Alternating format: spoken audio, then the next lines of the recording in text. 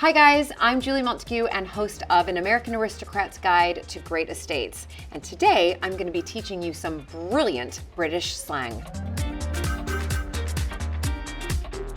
Chuffed, I just used this word today. Chuffed. Chuffed just means like really pleased. I'm pleased, I'm so chuffed for you. I'm so happy for you. I'm so pleased for you.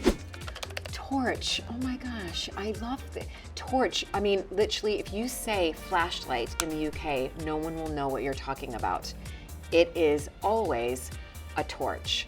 Naff, definitely one of my favorite words to use. It means uncool. It was just naff. Like, that's a naff t-shirt you're wearing, an uncool t-shirt, or that was a naff thing to say. Oh yeah.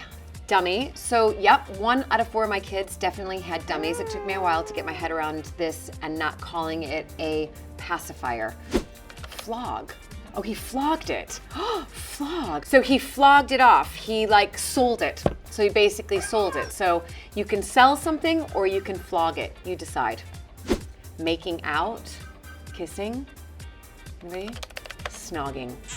Gave me a good snog. I had a good snog last night. We were snogging all night. Kind of gross, right? I'm just gonna whip mine out. This is not a cell phone. This is called a mobile. I'll call you on your mobile. You would never say cell phone. In fact, if you did say cell, they'd be like, what are you talking about? Mobile phone. SATNAV.